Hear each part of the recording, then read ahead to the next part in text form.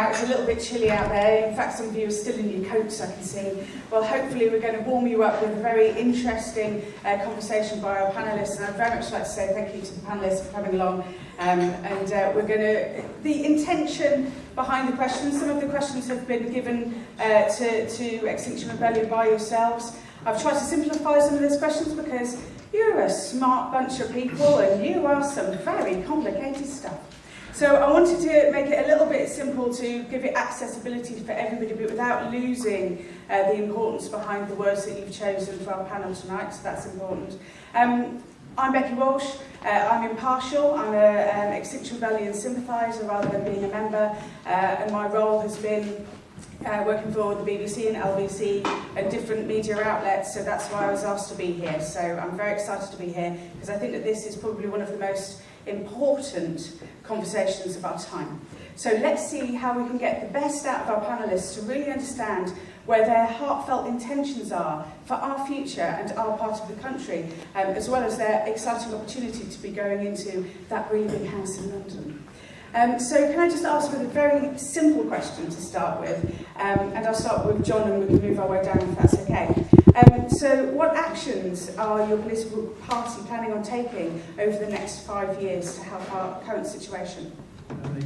The crucial and overwhelming thing is we have to work out how we're going to hit the targets which we have set for something called the fourth carbon budget, which I'm sure everybody here will be aware of, but for any who aren't, it's the carbon reduction targets that we have to hit next. They're the ones that bite during the mid to late 2020s. And we're currently in the third carbon budget, and we're pretty much hitting those targets, but we do not yet have, as a nation, the policies in place and the steps in place to hit the next round. And if we don't hit the next round, then we stand absolutely no chance of getting to net zero by 2050 or any other date. So we have a whole series of things to do with rewilding, planting trees, trying to clean up our transport system, and those are all important, and actually this country's come a heck of a long way. We're one of the global leaders in decarbonising, but it isn't nearly enough. It isn't going to do, and there were some awful figures out a couple of weeks ago about the levels of carbon in the atmosphere, which I'm sure everybody here saw, which are truly scary, and so there will be more needed. And the final thing I'll say is, we also need to do that not just for our own country's emissions, but also because if we are going to be international leaders on this, and this doesn't work, ladies and gentlemen, we're a single planet, we have to think of a planetary system. If we're going to be international leaders and get other countries to come with us and take part in this journey, then we not only need to show that we're doing it ourselves, but we also need to help forge that international consensus. And there's a global climate conference coming up in this country in about the next 18 months, and there's going to need to be an awful lot more of that as well.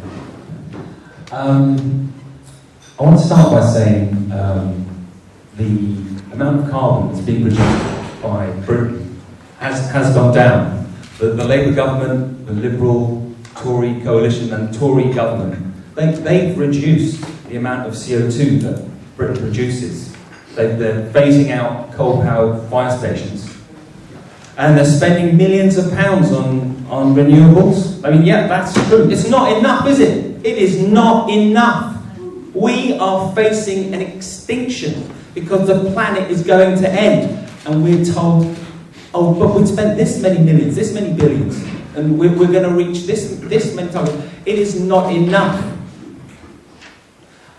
The Green Party is the only party where we are taking this seriously. And if it means a reduction in GDP, then that's what it takes. We are talking about everyone dying. We're talking about a world where my children will not reach my age. There will be some sort of crazy Mad Max experience, or who knows? We don't know, but we know it's coming, and we need to change it. It needs to be the only number one thing we're looking at. And by saving the planet, we have this remarkable opportunity of transforming society, because we live in a disgusting world where there is wealth and affluence enough for everyone, globally, and yet we see horrifying scenes of destruction and poverty globally. The Green Party, and I'm a school teacher, I'm not full-time at this, the Green Party is going to spend £100 billion per year to fund a green revolution, a Green New Deal, which will help to transform Britain. We will save the world. I found my Superman. We're going to save the world, and we will make it better for everyone. People will be happy, and the world will be a better place by transforming our world, by ditching nuclear power. Have you seen the Chernobyl program? What on earth? What's happening at Hinkley? Crazy. We need to stop these mad ideas. We need to change our voting system so that it counts. I mean, John's going to win. I want my vote to count. I want your votes to count. I'm sorry, they might be used this one. I want those votes to count. We need to transform the world. Hi everyone, I'm Patrick Keating and I'm the Liberal Democrat candidate for this election. And I agree with Suneil, we do need to change the world. We need to change a lot of things because this crisis, it is real. But it's also an opportunity. If we make the investments we need to get to net zero, Lib Dems are saying we're going to set a legally binding target for net zero by 2045, but we'll take action immediately. But those investments are going to trigger a new green industrial revolution. And I'm excited about the potential in this country. This country, 100 years ago, it started the first industrial revolution. The entrepreneurial spirit that got our railways up and running, our canals, our waterworks. We need to tap into that again to unleash the creativity, the technology, the ingenuity, and the innovation that we need to solve this problem. So yes, there is a big problem. Yes, the crisis is real. Yes, the meteor is heading towards the planet, but there are opportunities as well. So let's seize that. Let's be positive about what we can do. And the Liberal Democrats have a credible, radical, well-thought-out plan to tackle this crisis and unlock that innovation. We'll spend £100 billion over the course of the next Parliament doing real, practical things, electrifying our railways, moving away from diesel trains, which, one, gets people off the roads, improves our local air quality, and gives people an option to move away from cars. But we'll start electrifying cars. We'll aim to have no more petrol or diesel cars sold by 2030, moving people into that electric future, that electromobility future.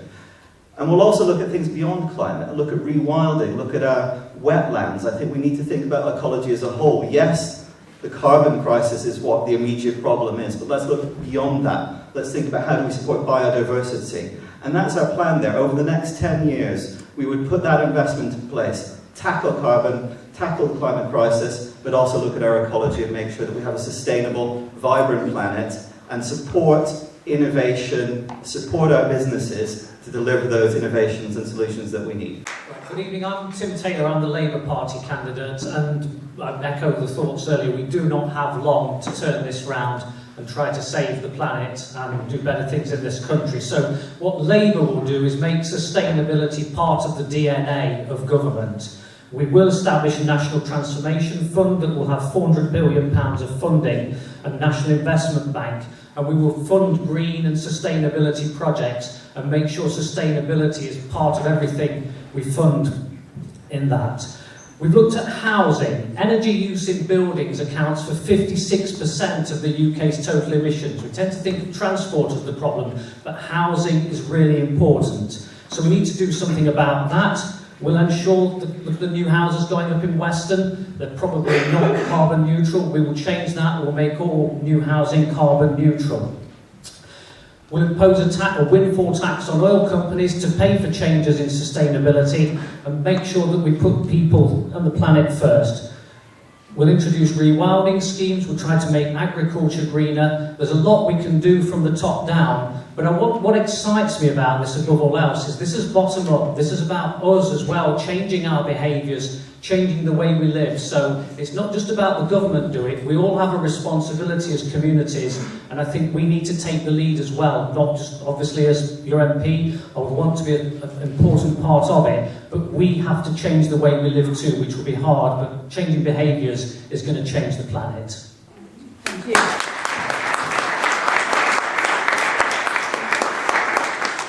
So we've talked a little bit there about people and our own responsibility, but what about the businesses that we need to have change? Because the economic framework that we've currently got is going to be the same economic framework that we've had over the last 40 years. It will be the same economic framework that we're asking to resolve these problems.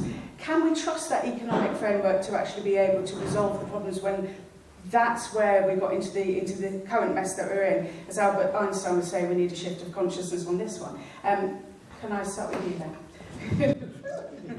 No, it's an exciting question. I'll declare an interest up front. I work for, in my day job, for a car company, which some may think is maybe not aligned with the interests of this group and this challenge, but I think it is, because businesses are taking that challenge in their hands and striving to meet it. Regulation is one point, so the way you change how a business behaves is to set a different regulatory framework. But the other way is by people like you, by customers, by citizens, demanding something better from our businesses. So I think that pressure is being felt, and I think you start to see it, and I think the work that Extinction Rebellion has been doing, getting this message on the front pages of the papers, getting it raised up into boardrooms, is really working. I would continue to encourage you to continue to do that and continue to get that message out there and put that pressure out. I think the other thing that we need to look at is in changing incentives and changing what the duty of boards and corporate officers is. At the moment,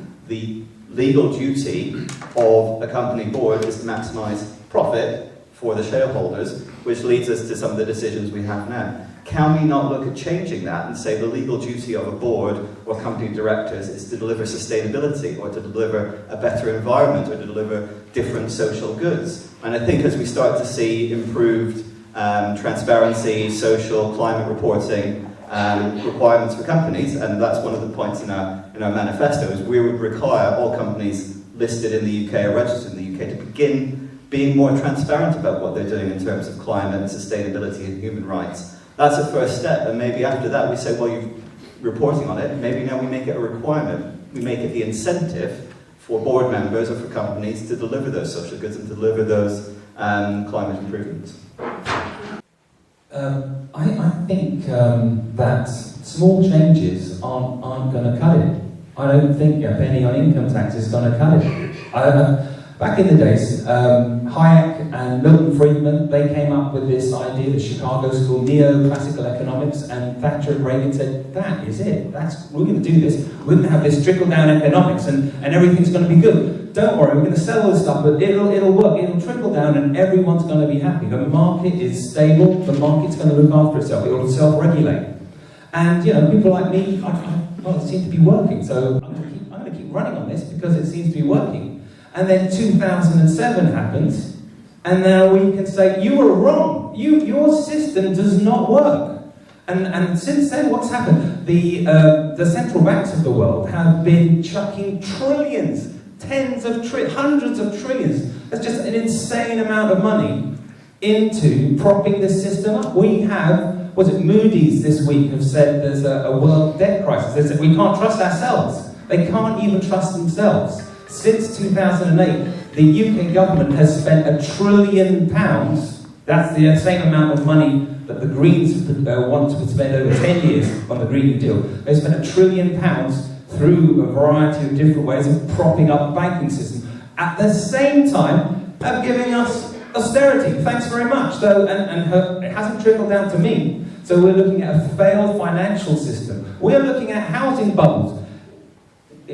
If there is a change, there's going to be a change in the housing market. Unfortunately, our house prices are going to crash very soon. And that's possibly going to be a healthier part of the new beginnings, where young people can afford homes, or anyone can afford homes.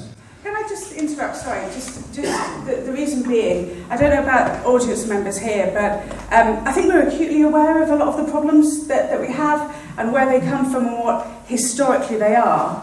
I'm really fascinated, and I don't know about you, but I would really like to hear about what are you going to do, rather than how did the journey get here, what's going to happen next. So we'd really like some positive... So generating money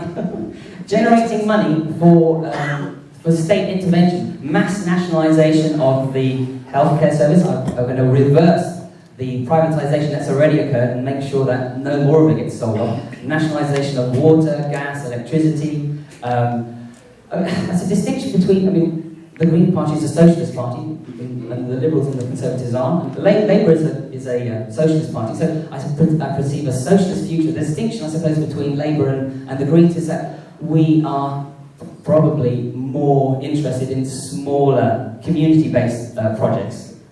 Okay, great, that's a great answer. Thank you so much. I've got a big point and a more detailed point to make if I can. The first one is that I'm not sure I would respectfully agree, I would respectfully disagree with Suneil's last point about socialism being the answer to the problems of business. And the reason why is because if socialism was inherently more sustainable, if socialism was inherently more ecologically friendly, then you would expect to see a world where countries that have been run on the socialist model are environmentally good, where they are environmentally cleaner, where their carbon footprint is a great deal lower. And I'm afraid if you look around and you look at places like Russia, places like China, places like Venezuela, places like Cuba, you just don't see it. And the problem is not one of the economic system. The problem is much more to do with the way that we regulate human activities, whether or not they are in for-profit companies, whether or not they are in charities, whether or not they are in the public sector. It's a question of how we regulate what humans do and how we incentivise what humans do in order to get us all to change the behaviour. It's a bottom-up thing as much as an organisational thing. In order to get all systems, it doesn't mean this is a global problem. So it isn't just a question of saying if only the capitalist societies change their ways, then everything will be all right. It won't be all right if only part of the planet does this. Everybody has to change this. And I guess the point I would therefore make is, on the narrow, direct answer to the question, I think there are two things that need to change. And one is people power, customers. We can all say, we are not going to buy products, we're not going to take services from people who don't produce those products and services in a sustainable fashion. We are all going to check and see whether or not the palm oil used in whatever it is that we're about to eat or use on our skin is from a sustainable source. We are all going to check whether or not whichever company it is or whichever organisation it is has a supply chain which respects human rights and workers' rights, no matter whether or not they're in Bangladesh or in the UK. We are going to find ways of making sure that that is visible to us as consumers, and we are going to vote with our feet, we're going to vote with our wallets, we're going to vote with our consumer choices about what we do and what we consume in order to drive change, not just in this country, but globally. And finally, the other thing which governments can do is they can regulate in an intelligent way. So, for example, and one of the things which a future Conservative government wants to do, we've just introduced the bill for this if we're re-elected, is to change the environmental regulations in this country and combine the environmental regulators into a single environmental protection agency, which will be specifically and directly targeted on trying to make sure that all emissions, carbon, yes, but also things like plastics and everything else, are directly targeted to make sure that we are minimising and bearing down on all forms of environmental pollution. I think the issue is if you allow the and good work does go on in business on this, but if you allow a fettered free market to operate, you do get things like fracking, you get oil pollution, deep water horizon, you get the plastics crisis. So I believe, and Labour believes, that there is a far greater role the state needs to play on this as a beneficial actor to make sure we hit these targets. So you also get houses that are built with, which still are built in the old way with gas boilers and carbon emitting. So we do need the state to intervene, set standards for things like zero carbon homes, to intervene in areas like plastic creation, and that's what Labour plans to do. We need far greater state intervention if we're to manage this. And of course we want to work with business, and I know that good things do happen in businesses. A lot are reporting more on sustainability too, but you have to give the regulation teeth. It's no good making it a nice to do in the annual report and accounts. There do have to be consequences if businesses aren't hitting the sustainability targets and standards, and that's what we'd look to introduce too. So let's work with business, let's make it work together, but the state does need to play an enhanced role if we're really to move the dial on this.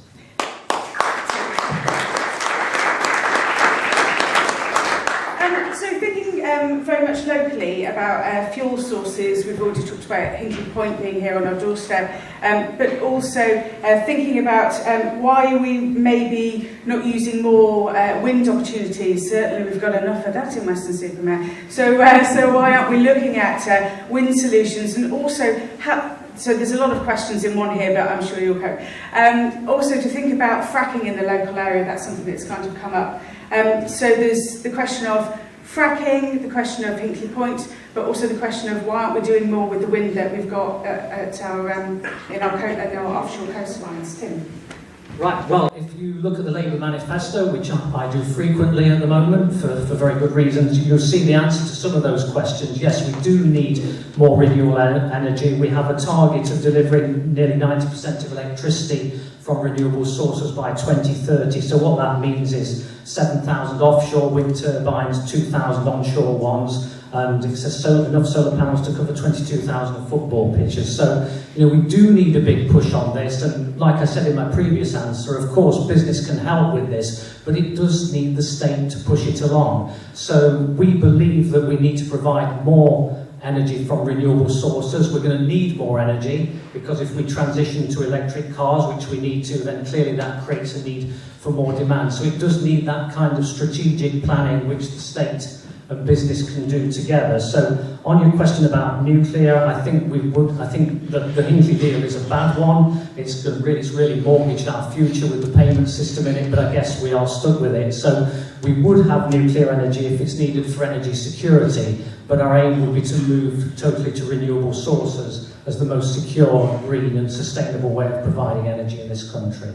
Yes, we do need to harness that wind, and I think the problem that we've had is, unfortunately, the previous Conservative government has put impediments in the way of building more onshore wind power. So under a Liberal Democrat government, we'd aim to have 80% of electricity generated from renewables by 2030, 100% by 2045. Doubling solar and wind capacity and removing those impediments to building more onshore wind, investing more in tidal. We've got a great opportunity for tidal power in Britain, particularly around here. One of the longest coastlines in the world, some of the highest tides. Why aren't we harnessing that, putting that investment into those types of areas? More solar powers, yes. Perhaps we live in a bit of a wet part of the world, but the sun does shine sometimes. I think I saw it this afternoon. So why don't we invest more in solar?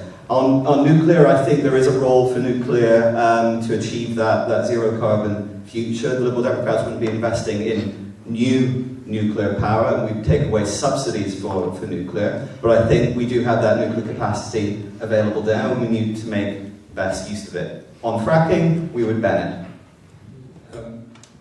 Why are we doing more on renewables? Oh, well, because we're spending the money on subsidising coal, gas and nuclear. That's why we're not doing more on the renewables. The money's going somewhere else, and that's progressively got worse. We need to reduce or remove any subsidies going to fossil fuels and the nuclear power industry. And it's already the cheapest form of transport, but there's big money involved here, isn't there? You can sense that there's big money saying, oh no, we don't like this playing field, we don't like this level playing field, we like this as it is. We want the petrochemical companies, the big coal and gas companies, they're pushing to sustain this incredible cash machine they have. So we need to reduce that, and then we can work towards 2030 and completely carbon neutral. I think, I'm presuming everybody here is bought into the notion that actually we need to get to 100% renewable power in this country, and a project actually around the rest of the world too, but certainly in this country, as fast as we can. Now, in order to get there, there are a whole series of things that we're going to need to put in place. So, energy storage needs to be a heck of a lot better. That's not just batteries, that's all sorts of other things as well, so that when renewable power is peaky and is unpredictable, we need to be able to store that energy so that when the wind isn't blowing or the sun isn't shining, we can still turn the kettle on or whatever else we need to do. So there's a whole series of improvements in energy storage that have to happen. You also asked about nuclear and you asked about fracking. Starting with fracking, I am delighted to be able to tell you that it's a question of we will ban fracking, we just did. So that's been, it's only a couple of weeks ago. but it is now not going to happen. So that's straightforward.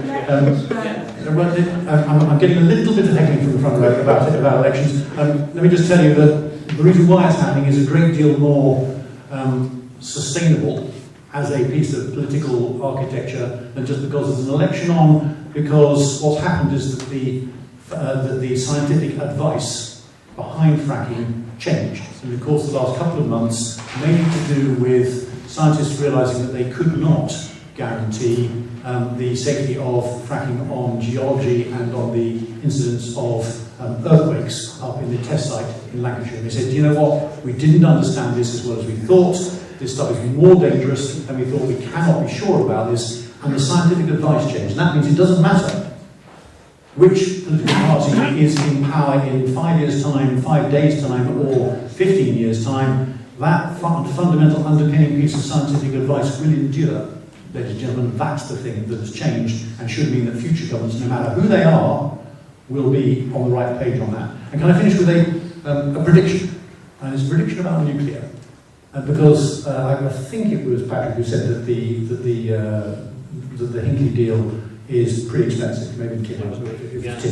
And that's absolutely right. And what's happened since that deal was signed is that the price of renewables, particularly things like solar PV, but also offshore wind, has dropped through the floor. It's got massively cheaper, massively better, just because we're getting better at it. And as a result, my prediction is that you won't need to change the rules, because broadly speaking, I think that nuclear is becoming incredibly uneconomic. So ecology, environmentalism and economics are all aligned on this one, ladies and gentlemen. Broadly speaking, why on earth would you build incredibly expensive nuclear plants anymore if you can do the same job much, much more cheaply with a nice, renewable, zero carbon alternative form of power instead?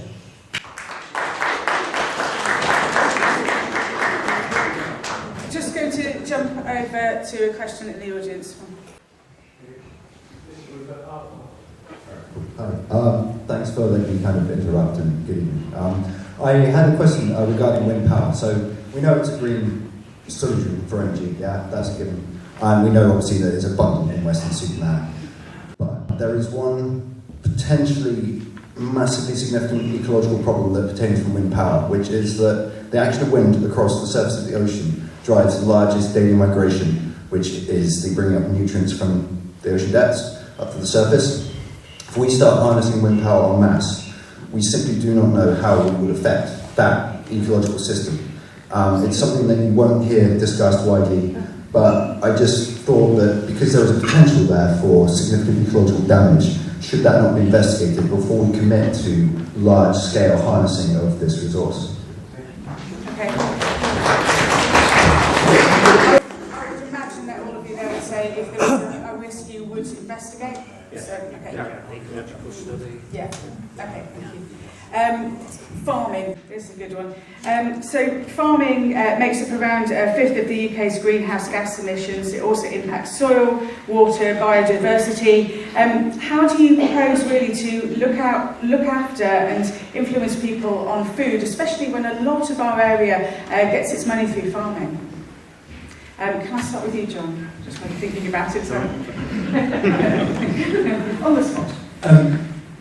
There are a series of things which we need to do around farming. Some of them are to do with animal welfare, where we need to make sure that both farming, animal welfare standards and also food standards are not relaxed as we leave the EU. Now, the good news is that I have observed, and I think this is, I'm sure this is true amongst the four members of this panel, there is a massive political consensus in the UK to make sure that no matter who's in government, pretty much every single political party wants to maintain or improve those kinds of standards in future. So I'm quite relaxed about that potential danger, but it is worth saying that it is vital that we don't relax those standards and that we maintain them in future. But there's also a broader question about we are, as a planet, eating far too much meat. And the difficulty with meat, and particularly beef, but other forms of meat too, is that the energy conversion is terrible, and that means that it would be far better if we ate a great deal more vegetable food and a great deal less meat. And the difficulty is that as more countries across the world get richer, People elevating themselves out of poverty is a great and wonderful thing, ladies and gentlemen. Let's be under no illusions about that. But as they do that, they tend to eat more meat. It's been happening in every single society right the way through the last 150 years as successive countries have made that transition. And we're going to have to educate ourselves, not just in this country, but more broadly, to say each time we do that, the amount of the planet's surface that is required to create the animal feed, to feed the animals in order for us to eat the animals, is rapidly going to become unsustainable.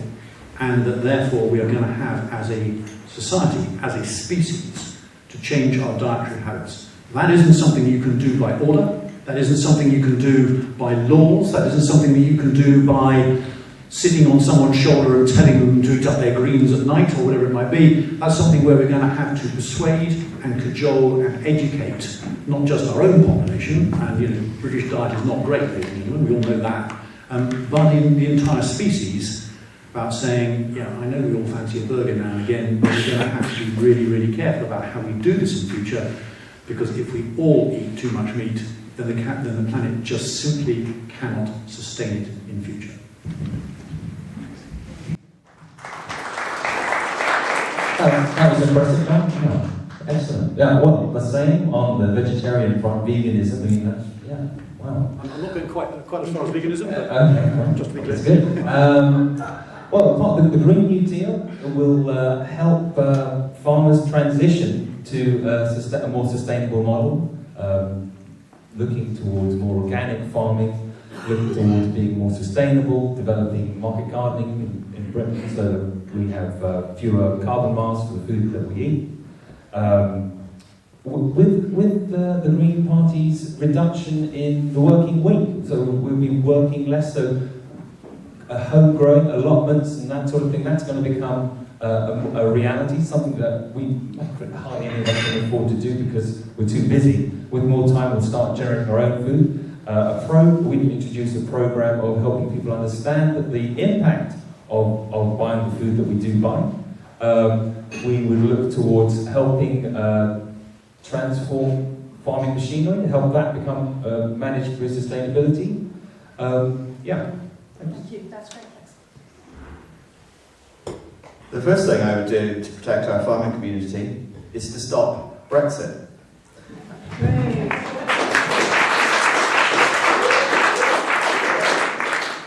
Our farmers are under huge amounts of pressure, our dairy farmers in particular, who can't make a living off making milk and selling it to the supermarkets. It's a terrible amount of pressure, and crashing out of the EU and putting our farmers into competition with American farmers with their chlorine chickens and hormone-less beef and who knows what else Mr. Trump wants to sell us, with no tariffs and no protections afforded by the EU, is a terrible, terrible idea. So let's stop Brexit and protect our farming communities.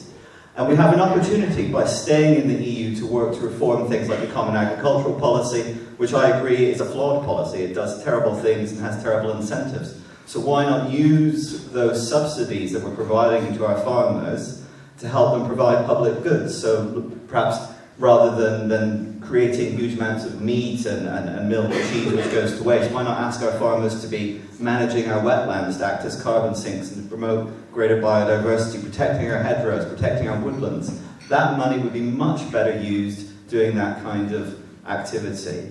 And I agree with John and Suneil that yes, we need to look at our eating habits and perhaps reduce the amount of meat that we're consuming. But I think if we are going to consume meat, let's consume British meat. And Somerset meadows are some of the best carbon sinks in the world. Our wet meadows are great for absorbing carbon. So why don't we support our local farmers by eating local produce, cut down on those food miles of, we don't need to eat Brazilian or Argentinian beef, which shipped halfway across the world and is leading to the burning of the Amazon. Why would we do that when we have perfectly good quality local meat here in our community and that can help us support our local farmers? So let's stop Brexit, let's protect our farming community, and let's eat the delicious local produce that Somerset produces. I think what we've seen in farm is almost like the industrialisation of farming, so larger farms producing ever more products and farming more intensively. I think really we have to have a good look at that and say, is that sustainable? And again, there's a role for the state in helping farms through that. And that's one of the things Labour would look to do. We'd also like to protect workers in farming by reintroducing an agricultural wages board, because it can be quite a low-paid profession. So that's part of it. But we also have to look at the fact that the way we manage food in this country is dysfunctional. I think many of you will remember Gordon Brown being ridiculed when he talked about the amount of food that was thrown away. But ladies and gentlemen, it's still a problem. We think we throw away around a quarter of all the food purchased in this country, which is absolutely astounding. And at the same time as we've got food banks and people having the choice between heating and eating. So we do need to have a very good look at this. A Labour government would put food security at the heart of its policies and try to redress some of that balance. Some of it is education, but some of it is just simple steps like, why are restaurants throwing away food when we need food banks? How do we redistribute food? We can introduce things like food miles labelling, which has been used in the past, so we know how far our food has travelled and how sustainable it is, so we can make informed decisions when we buy it. So there's lots of opportunities, lots we can do, and we need to seize those opportunities.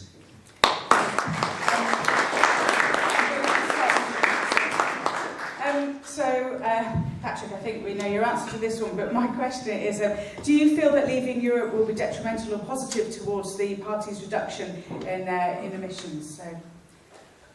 Yes, I think I stood at a Green Party meeting, a public meeting, to encourage people to vote Remain. I think we should stay in the European Union, rather, sorry. Thank heavens we're not in Euro. But I mean, I'm a big fan of Yanis Varoufakis, and I think he's right in saying that the European Union is broken. It's not good. What it did to Greece, what it's doing to Spain, and the austerity programs, it demonstrates that it doesn't function properly. We've already heard about how its agricultural policies are not efficient. It is a broken system, but we need to be in it to fix it. Britain's a very powerful country, 5th richest country in the world. If we stay in the European Union, then we can be a part of making it better.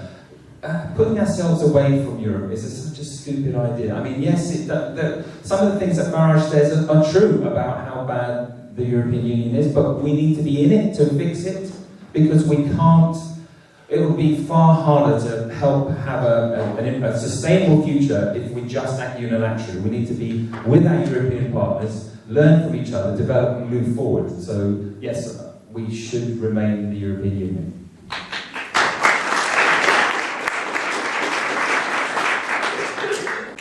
Fair disclosure, I voted in the referendum, I voted to Remain, but I'm also a Democrat, and so I have been, since that democratic decision, which we took as an entire country, I have been backing strongly the notion that we need to honour the decision, however I or anybody else in this room may individually have voted. I believe that we've actually got to go through with this, and one of the things that has been worrying me greatly over the course of the last 3 years has been the erosion of trust in our democracy as a result of us not having got on with it, and I think it is extremely dangerous as a result of what's been going on. But I think your question wasn't Brexit good or bad, your question was instead,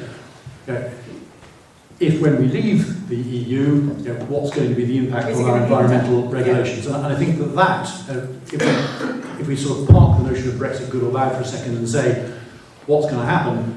The answer to the question about our environmental regulations is, it's up to us. We can make sure that our environmental regulations and our standards, and I mentioned food standards, and I mentioned all sorts of other standards which matter too, everything from transparency to prevent corruption through to workers' rights abroad and so on and so forth. We can set those standards at the same levels as they currently are or higher. Certainly my party is pledged to do that. I suspect, although I don't want to put words in the other candidate's mouth, that other parties want to do the same. And so there is nothing inherently disastrous or brilliant in environmental terms about the act of leaving the EU. It's a question of how we do it, and how we as a country, as a society, elect to replace laws or succeed laws which we have inherited as part of the EU going forward. And we've just heard, and rightly, that the Common Agricultural Policy has been in many respects an environmental disaster area for parts of our country, and I would add to that incidentally the Common Fisheries Policy too, which has been a nightmare for Britain's coastal seas. We can improve those things.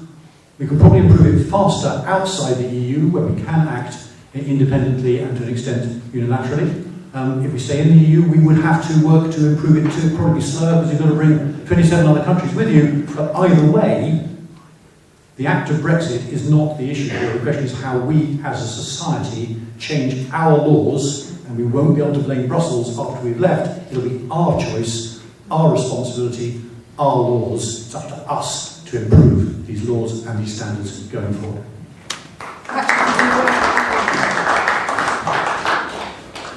Yes, the act of Brexit will make it harder to tackle this challenge.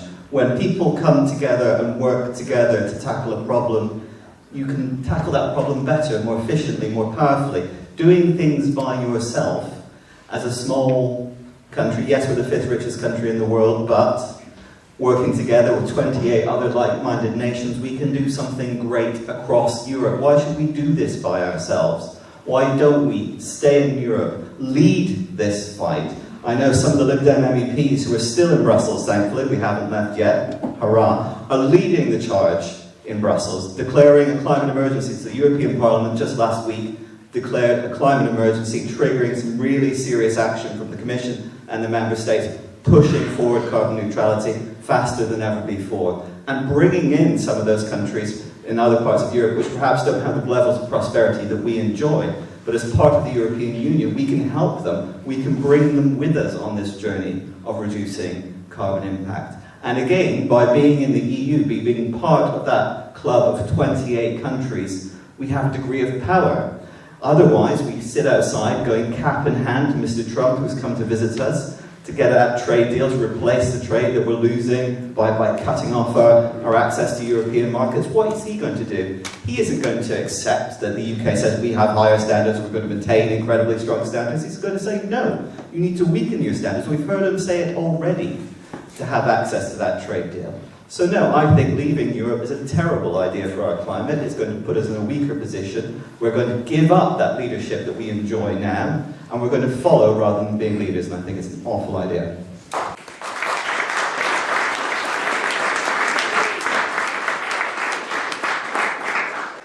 I'd make 2 points. One is that this is a global problem, and global problems require global solutions. So it means working with our partners in Europe, but with lots of other countries across the world on this. There has to be some kind of global consensus to make this work. Britain can do that. I fear, though, that we will make it harder outside the EU for these reasons. Simply that we are going to find it harder economically. All the ways we leave the EU will see our economy shrink, and so a future government, and probably a Conservative government in particular, would come under pressure to cut regulation, to cut standards. We've heard the concept of Singapore on Thames quite a lot, and I know it has a lot of traction amongst some Conservative MPs, this idea of deregulating, and I fear that environmental standards could go. So it's tempting to say we could make the rules on our own, but we're stronger when we work with other countries, both in the EU and globally, and I think that's the path we should take. And we have sent quite a negative message to the rest of the world with our Brexit vote, I'm afraid to say. We can't just reverse it. We do need a second referendum, as Labour is proposing, but it is definitely time to think again for all our futures, but particularly for the sake of the environment.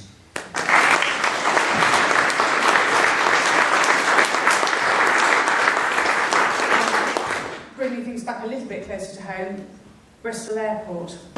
What are your thoughts on the expansion? Microphone's close to you. Okay. Well, I've wrestled with Bristol Airport. That's metaphorically. Obviously, it would be hard to do literally. I've lived here 17, 18 years. I've liked using Bristol Airport. It's nice to have it nearby and all that. And obviously, we need to create jobs. But I just think that there is something bigger going on now. We've kind of done the easier stuff, haven't we, with the environment? We don't use all those horrible shopping bags anymore. We faithfully put our recycling out every week, but we now need to move into some, I think, more difficult changes in behaviour, and that's why we need to look at airports. And so I'm kind of come to the conclusion that the Bristol Airport expansion isn't a good idea, even by... The airport's put out some very glossy documents about how they'll make it more sustainable in terms of its ancillary services, and I don't doubt the good intentions, but there's no doubt that lots and lots of very big planes are flying every day and belching out emissions. But what I would say, if we approach Bristol Airport and we succeed, it's no good doing it in isolation, a bit like the answer to the last question. If everybody then jumps in the diesel cars and drives down to Heathrow and Gatwick instead, we do need a national strategy, and Labour has proposed a series of national tests on airport expansion, looking at things like noise reduction and emissions and environmental impact. So we need a national strategy, but in terms of local issues, no, I'm not convinced we can expand Bristol. We do have to stop making a stand and doing the more difficult stuff.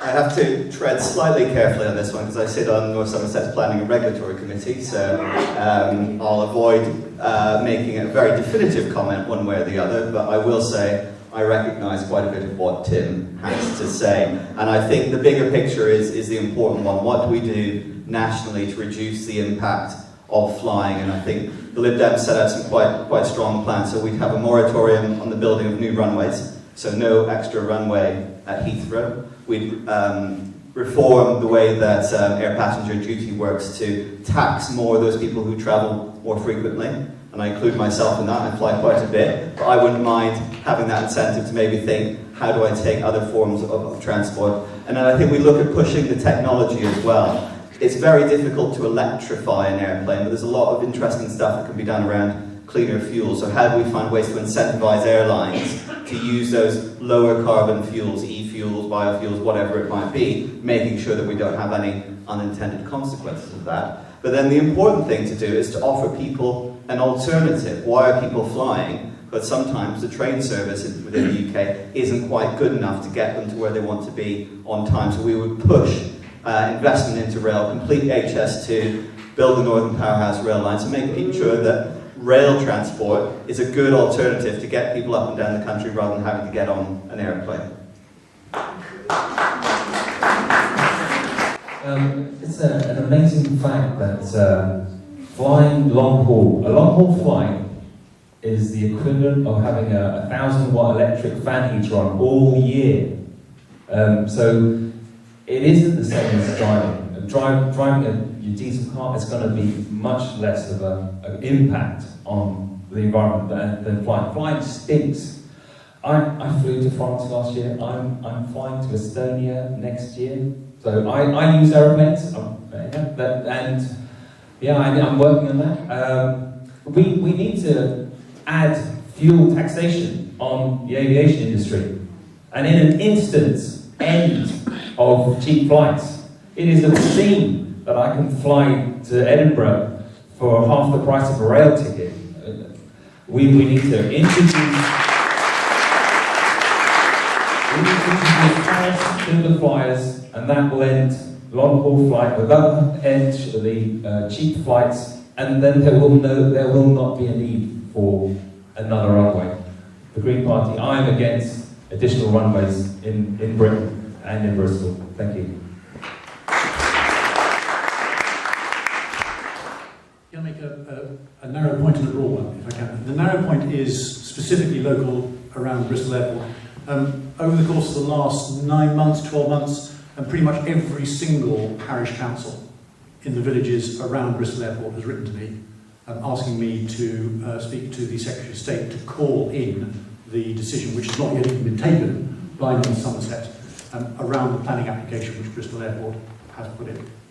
Now, it's a very rare thing for any MP anywhere in the country to ask for a decision to be called in. I've done it twice so far, once on Stadium Tropicana and once on swapping from Cribs Causeway from expanding to Gut, the centre of Weston. but I've done it a third time on this because it was every single parish council asking me to do it, and I thought this is a proper bottom-up piece of local democracy making that request. I should add that I wanted to do it before the council had taken its decision, because then I couldn't be guilty of being accused of trying to tread on their toes by saying it should be one way or the other what their decision was. I wanted to be neutral on that, but because local people were so worried about it, I thought that it was only fair and democratic to make that request and to do so immediately, which I have done, and the council is aware of that.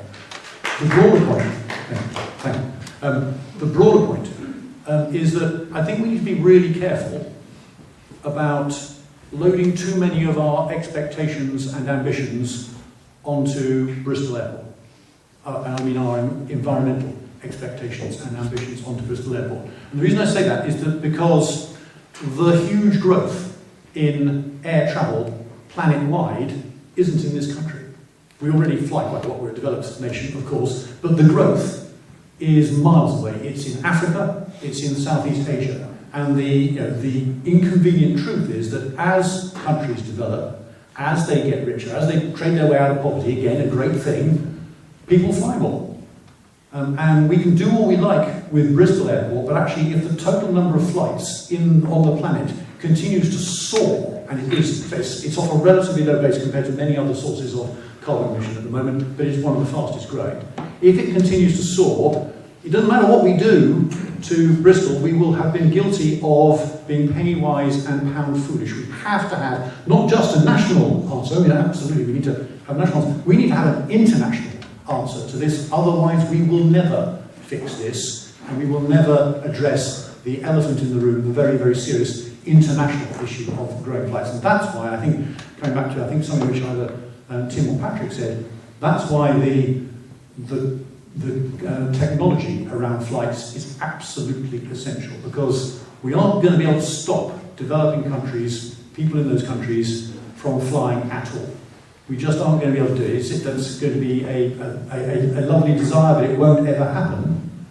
And so what we need to do is to say the same thing as we're already doing on cars, which is saying you're not going to stop people from driving in their cars, but you can make each individual car journey carbon neutral over time. You can move from heavily polluting and emitting old-fashioned petrol engines to cleaner petrol engines, get rid of diesel engines, and in the end move to hybrids, and in the end move to electric cars. The technology won't be the same for flights, but we've already heard you can have cleaner fuels, for example.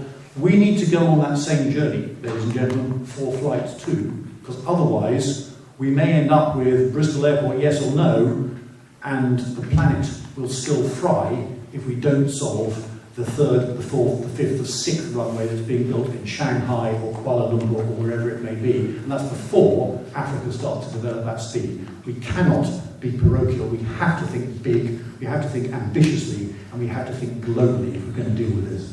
We have to lead.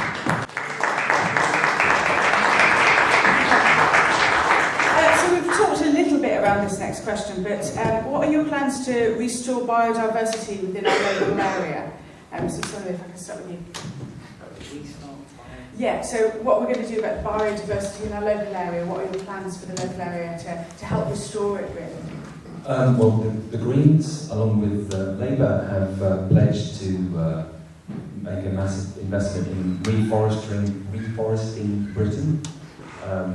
With biodiversity, I mean, that goes back to farming and Yep, it's your rewilding, it's your planting trees, it's bringing back the bogland. Sorry to tell this is not an area that I'm an expert on. So working towards more organic farming and the planting of additional trees. Thank you. I think North Somerset's already doing some incredibly exciting things as part of our new Rainbow Alliance coalition that has taken over the council at May's local election. Having declared already a climate emergency at North Somerset, part of the programme to meet that objective is to start a rewilding programme. So looking at how do we restore some of our grasslands, some of the hedgerows, some of the wild areas of North Somerset to make sure that they're a suitable venue for that biodiversity, to get some of that wildlife, the birds, the bees, the insects, back and thriving. There's also a huge programme of tree planting that's going to take place across North Somerset, and I think we should build on that and accelerate it. The Lib Dems nationally are looking to plant tens of millions of new trees nationally, and I hope many of those are here in North Somerset. I think the other thing I would look at as part of that is perhaps a broader question around development and planning, and making sure that any new development that takes place in North Somerset, particularly in some of our rural areas, is assessed on climate and ecological impact first and foremost. I think some of the plans that we've seen previously around some of the ideas of what are termed garden villages, perhaps something of a misnomer, have been citing those places of development in the wrong place, where we'll be adding more car journeys, ruining some of our valuable farmland, generating carbon emissions by people having to travel in and out of Bristol or up to Weston or Taunton for work. So I think we really need to think about development, because I think we are seeing pressure to build tens of thousands of new houses in North Somerset, and if we site those in the wrong place, we risk ruining some of our amazing nature and scenery that we have here, impacting our biodiversity and adding carbon when we should be trying to reduce it.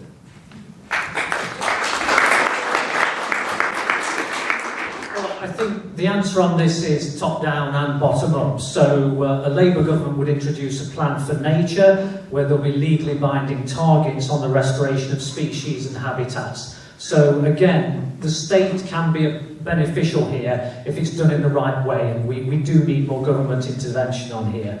The Labour government would also embark on an ambitious programme of tree planting and reforestation. So these are all things that could help in North Somerset. But as we've seen with the actions of Western Town Council recently and North Somerset Council, and I can see Catherine Gibbons in the second row was one of the movers behind this, we can just get on with it and set up areas for rewilding. There is still a lot of land that's owned by local authorities and government, so we need to encourage them to get on with it. So I'd encourage everybody, we are all part of the solution on this.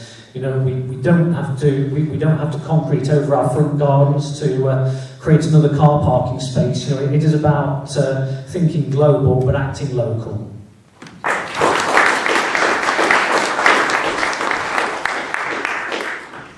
I think this is actually an area where most of the parties are saying very similar things. We may disagree as to speed and quantity, but we're all saying broadly similar things about planting a lot more trees. So the Conservative Party manifesto says it, we've heard it from the others already, that other manifestos say so. I'd like to instead pay tribute to the Council for their rewilding programme. I think that is absolutely excellent to make a difference to our local environment. It's actually something which needs a national programme of rewilding too, because rewilding doesn't just improve biodiversity and species habitats, it also is creates all sorts of extra carbon sinks and ways to absorb atmospheric carbon as well. I think we also need to start getting clever about the way we do our planning, because every time a developer builds something new, we need to be looking at what's called biodiversity net gain. In other words, if you're destroying something here, you need to not just match it somewhere else down the road, you need to improve it somewhere else down the road, so you end up with a net improvement in the biodiversity and the species diversity in our country. And yes, you need legally binding targets for all these things as well. I mentioned earlier on the planned new super regulator with teeth, the Environmental Protection Agency. You need to have somebody who is there, who is going to watch and count and check and, where necessary, hold people to account and, if necessary, take them to court to make sure that your rules have teeth and bite if people try and break them.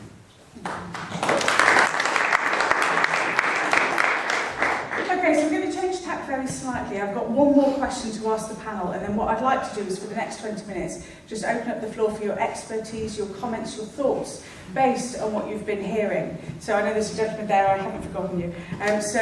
One second, but yeah, so just to give you the opportunity to give a little bit of feedback, and maybe even give a little bit of an education, and any other questions that you may have as well. But the final question that I have for the panel is, as political parties, do you believe that you will be able to find unity and common purpose to fight climate change together?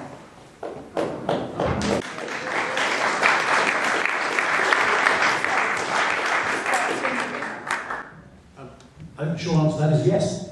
And even if it's difficult, I don't think we've got any choice, ladies and gentlemen. You know, we've only got one planet. We all saw 3 weeks ago the really scary figures about the total amount of carbon emissions and carbon in the atmosphere, which is miles ahead of where it ought to be and where everybody can claim to get it. And this is going to take a cross-party consensus in this country. It's going to take an international consensus, cross-party and cross-country, around the globe as well. So yes, I mean, listening to what everyone's been saying on the panel today, there is far more commonality on this than on many other areas, and I think we need to build on that. But more broadly, even if we find it difficult, even if there wasn't, we have to do it anyway because it is too flipping serious if we don't.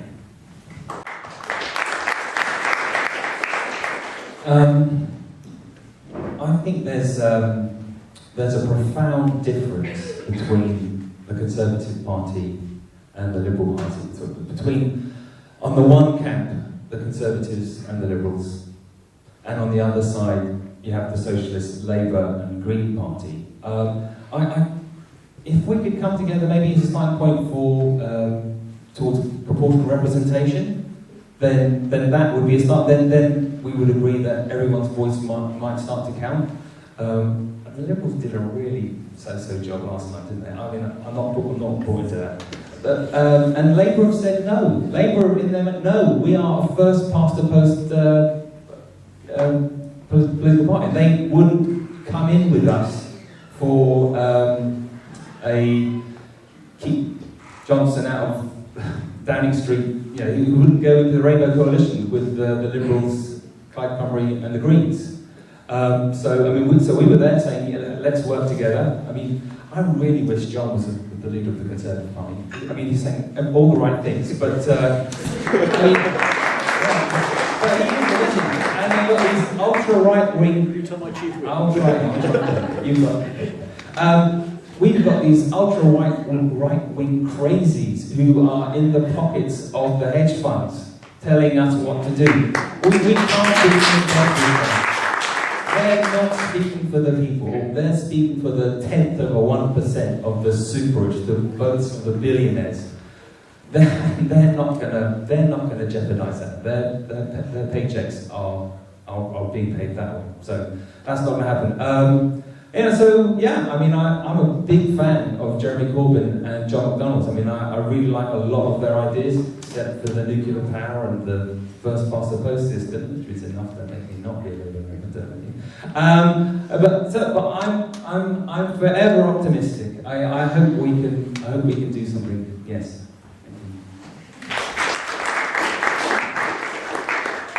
In a word, yes, and we're already doing it at North Somerset Council, working together as a rainbow coalition. I think it shows when you have a shared idea and a shared goal, you can come together and make something really work, and we're doing it here locally, and I think there's no reason why we couldn't do it nationally. This is too important to make an issue of party politics. The climate needs to be like the NHS. We need to all agree that we need to do something about it, and the competition is to be the best at coming up with new ideas about how we tackle this challenge, about pushing each other to move further forwards, faster, better, stronger. Yes, I agree with Suneil, we need proportional representation, because I think we need voices like his and other Greens in our parliaments. We're being heard on North Somerset Council already, which is great, but let's get that voice into national government. But I think this is so important. I think we can work together. I think we've had almost a boring degree of consensus between us on the panel tonight. We've still got 20 minutes, so there so you go. So in a short, yes, we need to. Yes, we've shown it can work here at local level. And yes, if I'm elected as your MP, I will work together with others to try and solve this challenge at national level.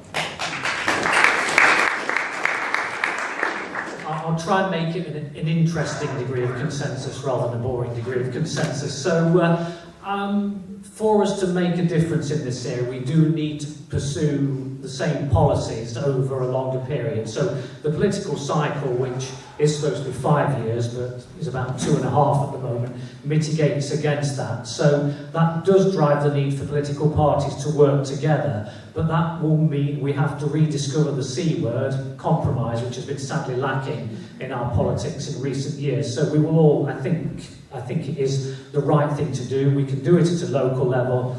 we need to chunk up and do it at a national level. But again, I think the missing piece, though, is that we can't just, as much as I want to be a politician, you can't just leave it to the politicians. It does need people to become involved and grassroots organisations to really drive this and hold the politicians to account. So yes, we need to work together, but not in isolation, as part of a bigger national conversation and movement.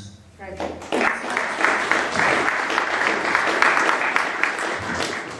So we've got Matt with a roving mic. I know, sorry. Just before we do that, I've just been asked to do a couple of things. Sorry. Okay. One is I would like to invite everyone here to the Airport Expansion Jamboree. We hope that we see everyone, not just the people at the front here, where there'll be live music, there'll be actions from XR, and airport expansion, or stop the airport expansions. Get the right one. And so they'll be around, so they'd love to see you there and have a chat with you and everything. And again, the same for everyone. It'll be on the High Street in Weston, I believe at the top end near Barclays Bank. Sorry? 11 o'clock on Saturday. 11 o'clock on Saturday, yeah. But it runs all through the day, so feel free to talk down. Good job, you know what you're doing, I tell you. And the other thing is, I want to ask a quick question, if that's all right, because I was in London with my friends from the Extinction Rebellion recently, and I was not personally blocking any roads, but next time we go, if there is a next time, I would like to ask all of you to come. And will you join me on the streets of London? Will you join me on the streets of London? Yeah, give us the date and we'll put it in the diary. So yeah, I'm always protesting in Weston, so it's particularly on the NHS and the closure of A&E, so it would be good to spread my wings and protest somewhere else. Sign me up. Ready to go. Whoa! I was at Bristol Extinction Rebellion on Friday. I think I might have seen you. Yes, so I try and be there. When you came, I met a whole bunch of you. In fact, I think you've been 2 or 3 times in different groups, and I met a different bunch of you. I will just say that if you're doing something illegal, I probably shouldn't be part of it, but I've already met you several times already, and I'm happy to meet you again. Right. That's cool. I'll have you be on the streets. We won't do anything illegal, but we'll be on the streets. That'll be wonderful. That's great to know. Okay, so now we're going to open it up to the floor. So there's a gentleman just here that I have promised. What I would say is that don't try speaking without a microphone, because we'll never be able to hear you. So Matt, if you could give this gentleman I a will mic. come to stand, sorry. Would you like to introduce yourself first? That would be great. So, and I'll leave you with that. Can I hold the mic? Is that all right? Just in case. My name's Humphrey Reed, I live in Whirl. This is a real crisis. 70 degrees Fahrenheit at Weston-super-Mare, 26th of February this year. People buying ice cream. 70 Fahrenheit at Alert, 80 degrees north, just next door to Greenland. How do we go and persuade the great economic powers? I mean, President Trump, Narendra Modi, Xi Jinping, building all those airports you just heard about. And not to mention, a lesser economic power who's got the Amazon rainforest on his patch, Jair Bolsonaro seems to go back to some fantasy land of the 1950s. How are we going to persuade these people to come on board and stop this crisis going any further? How are we going to stop it? Yeah, no. Who would like to answer that? Whoever wants to answer this one. Well, so we start at home. We start in Britain. We act unilaterally. We do the right job here. Modern media, and people just need a little nudge, and the Extinction Rebellion is showing us the way. There is a sense people don't want to die. The common person doesn't want to die, and that's what we're facing. It would take such a small change, or it would just take one nation to make that change for there to be a transformation across the globe. It would be so easy to think that's it, we're going to die. I mean, it does really look bad, doesn't it? But we can't let go of hope. And I think we can only look after what we're doing ourselves. Transform Britain, and that will be the starting point for a global transformation. Thank you. I think Suneil is absolutely right that we cannot preach at the rest of the world if we aren't willing to walk the talk ourselves. So we are already, but we have reduced our carbon, as Suneil opened his comments by saying, dramatically already, but we need to go much, much further, and we need to remain in the vanguard internationally, and then we need to challenge the rest of the world to come along with us. And you're absolutely right, the 4 countries that matter most by a country mile in terms of their total emissions at the moment are firstly the 2, America and China, and then following them Brazil and India. And some of them are starting to get it. I think China is starting to get it, is starting to realise that it's poisoning its people with the air quality in Beijing. But I'm afraid President Trump and 1 or 2 of his advisors don't get it yet. And this isn't something you're going to be able to click your fingers and change overnight. It's going to take us and other countries saying to them, you've got to do this, because you have people living in low-lying areas who are vulnerable to floods yourselves. It doesn't matter if you are on the seaboard of South Carolina or if you live on the seaboard of Bangladesh. Everybody here, we're on one planet, everybody is vulnerable and everybody has to move.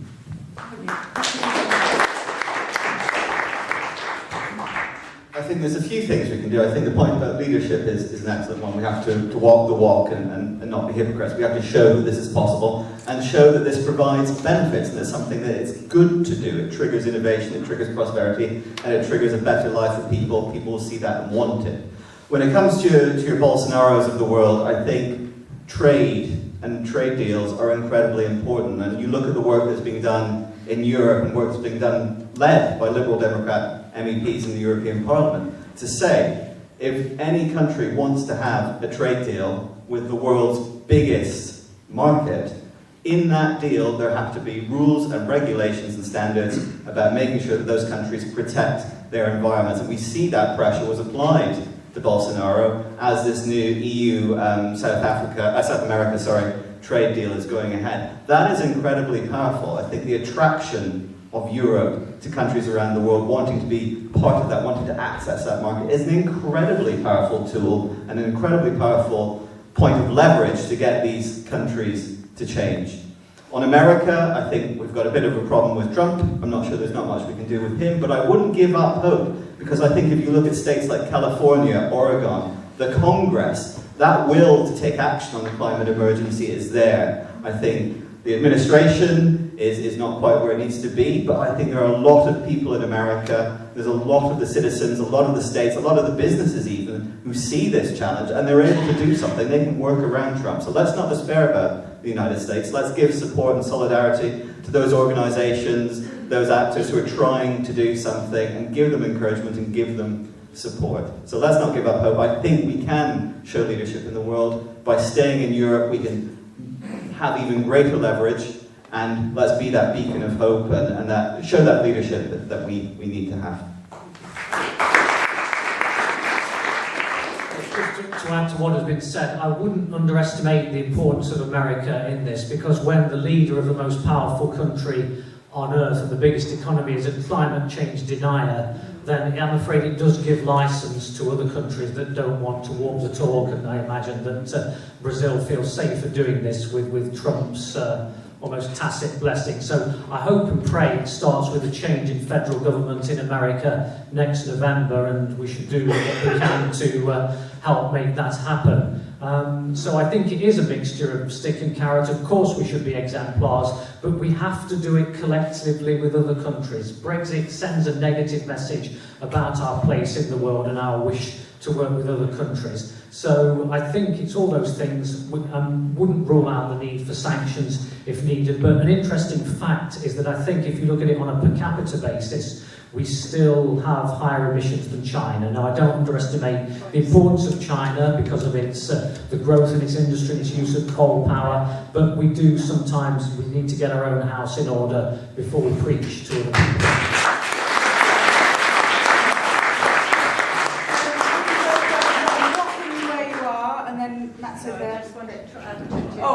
One second, just to add. You said you believe the Chinese carbon footprint is more or less the same. China per head has half the carbon footprint of us. America has twice the carbon footprint from us. Thank you. Hello, good evening. John Penrose, it's almost surprising to hear you say a lot of things you said. You're saying a lot of the right things. Some very enlightened remarks. You talk about regulation being necessary and the state acting to some extent. The problem I have, having worked for the Environment Agency and being a member of Friends of the Earth for about 46 years, is that your party is very much against regulation. It's weakened the role of the Environment Agency. It blocked wind power, reduced the subsidies for solar power, blocked the development of tidal power in Swansea Bay. Now, I can believe you're a decent fellow and that you believe what you're saying, but you're a member of a party, you have been a member of a government, which has been almost the antithesis of this. And you've even got a leader who's too scared to go on television to talk about climate change.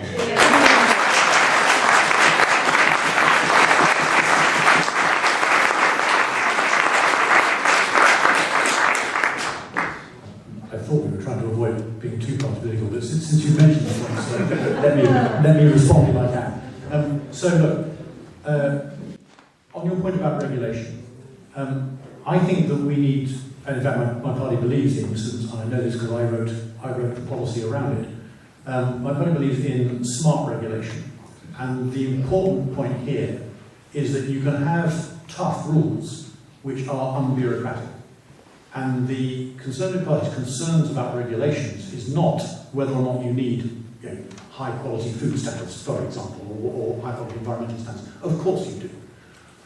The concern which the Conservative Party has about quite a lot of these rules as they have been drafted in the past, sometimes by Brussels, sometimes by Westminster, is that they're often done in a tick box and bureaucratic way, and they cost a heck of a lot to comply with, and they don't get you environmental super regulators of the EPA, which we're talking about as well, because you need to do it in a better and less bureaucratic way.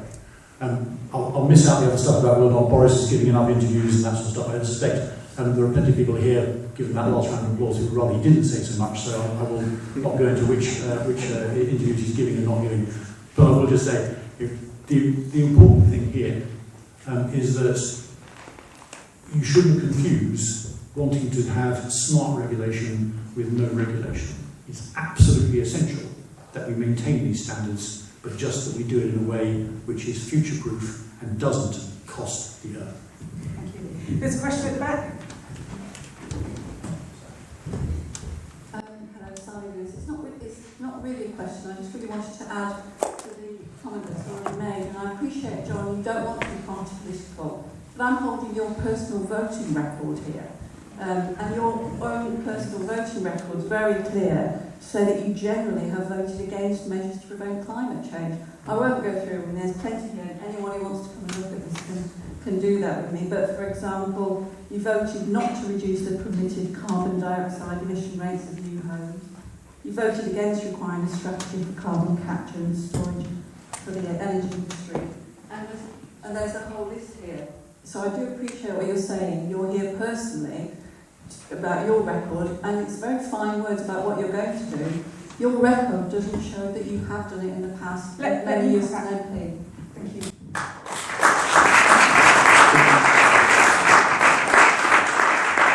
Sounds like it's me again.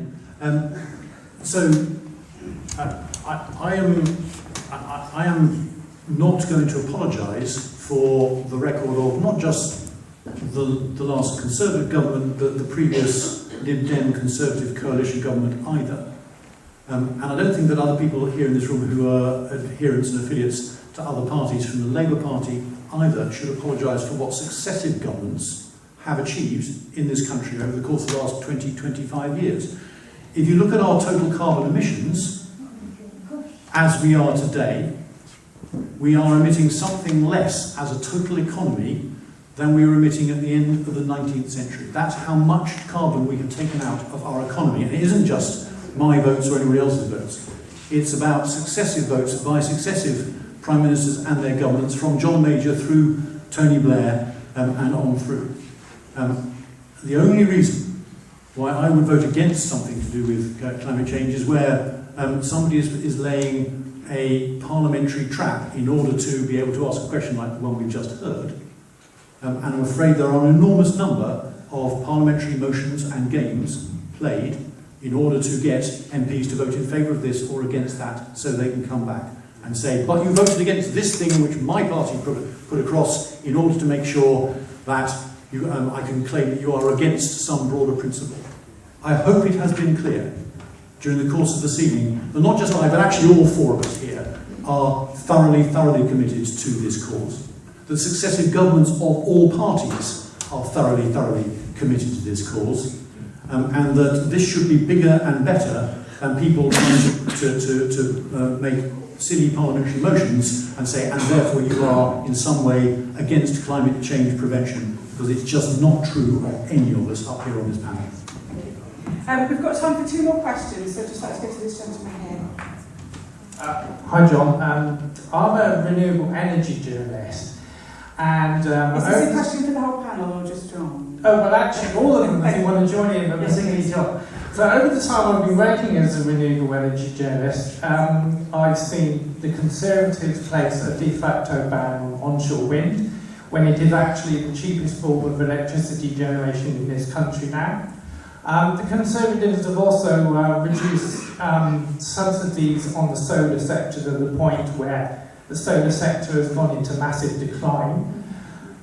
It's scrapped the Zero Carbon Homes Initiative, it's scrapped the Green Investment Bank.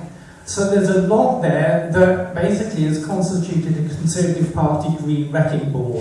And I want to know basically what you and other members of the panel basically suggest should be done to rectify that and reverse it.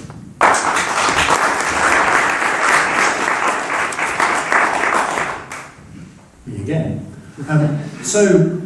Let me take the first of those as an example. So you're talking about onshore wind. Now, the reason why there is great concern about onshore wind isn't because of some Tory plot.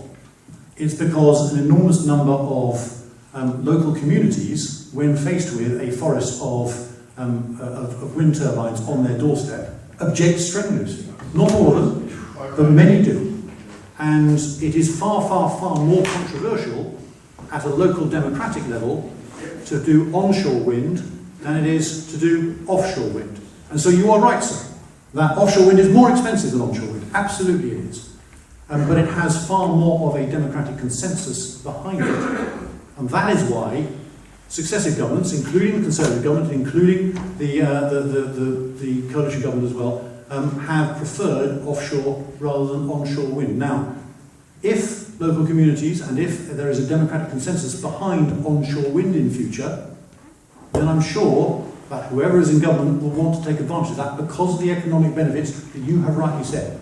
But at the moment, if you turn around and say, do you know what, I want to put turbines all over Bream Down because it's a really good windy place, I would be very interested to see what the local reaction was, and I'm pretty sure that it would not be unanimously absolutely wonderful, let's do it tomorrow.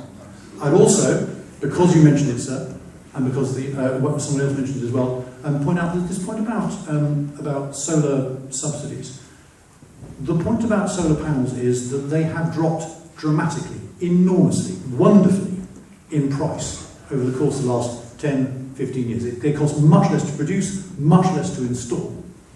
If we went back to an era where we had the same subsidies that we had when those things were first introduced, what you'd have would be a small number of people making out like bandits with enormous checks being given to them because it would cost very little to put in the solar panels, and they get this big, fat price for the energy which would be produced. The result of that would be that we'd be spending a large amount of either bill payers' money or taxpayers' money to subsidise some people who are already quite well off because they're the people who own the properties that have the solar panels on the roofs.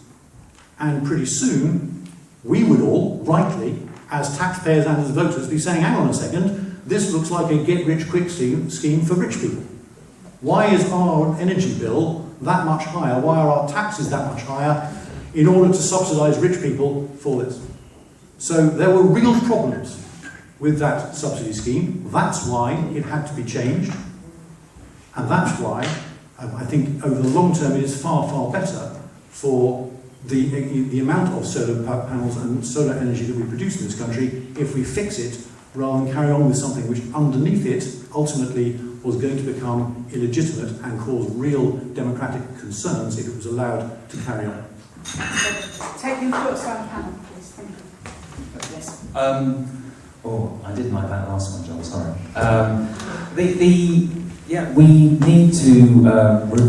We need to spend an enormous amount of money investing in renewables, and if that means that there are going to be some might find unattractive windmills on the mainland, then unfortunately, it beats living in a desert. I mean, we're not faced with this would be nice. No, we're talking about survival. We need to massively reintroduce subsidising these renewable energies. We've seen Germany has proven how successful it can be to allow people to put solar panels on their roofs, and that will provide for a significant renewable input into the grid.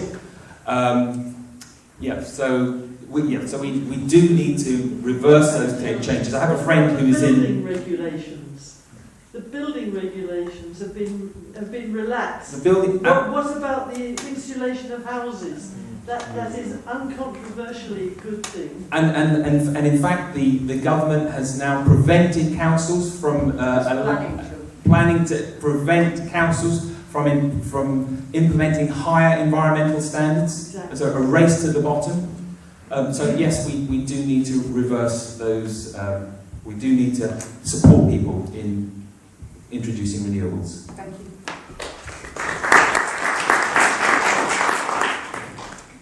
A Liberal Democrat government will restore the solar subsidy straight off. An increased construction of offshore wind, solar, etc., etc., etc. I think all of these things, as we were saying before, are absolutely essential to meeting this challenge. Robin, you missed one other thing that Tories cut, the plug-in car grant for incentivising people to take up electric vehicles. That needs to come back. We need to really think, how do we help people move from conventional mobility into electric cars? The plug-in car grant was an excellent way of doing that. Unfortunately, it's since been slashed.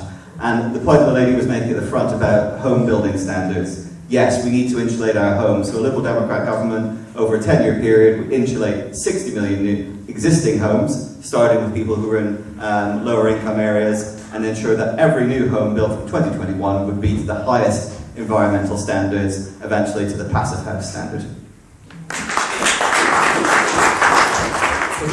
It's a long time since I've heard the phrase a Liberal Democrat government, so I think that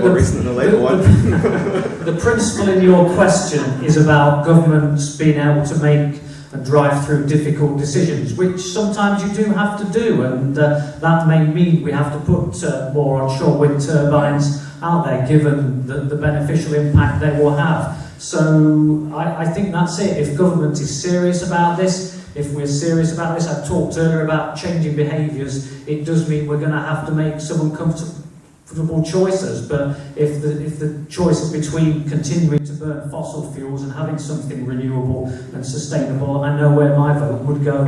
So I think we do need a change of mindset, but governments that are determined to see this through, and a Labour government has a very ambitious programme to see through these changes.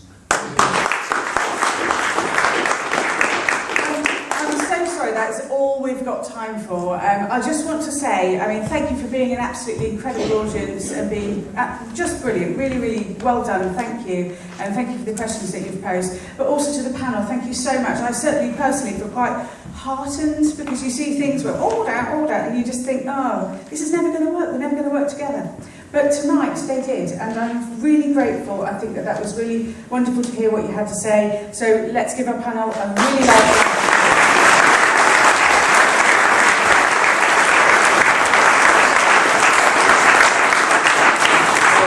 Hi there, everyone. And can we give Becky a good round of applause?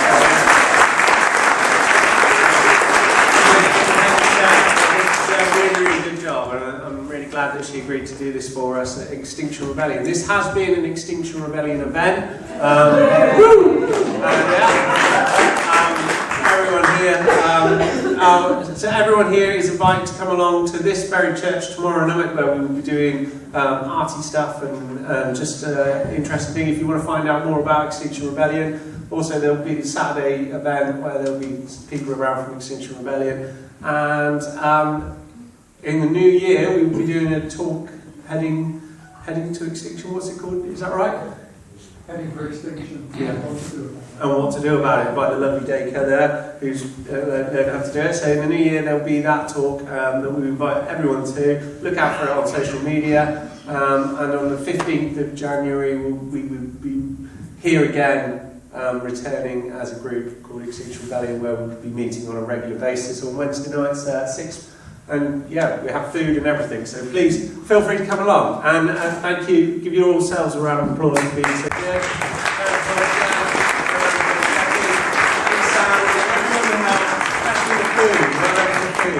Brilliant. Good night.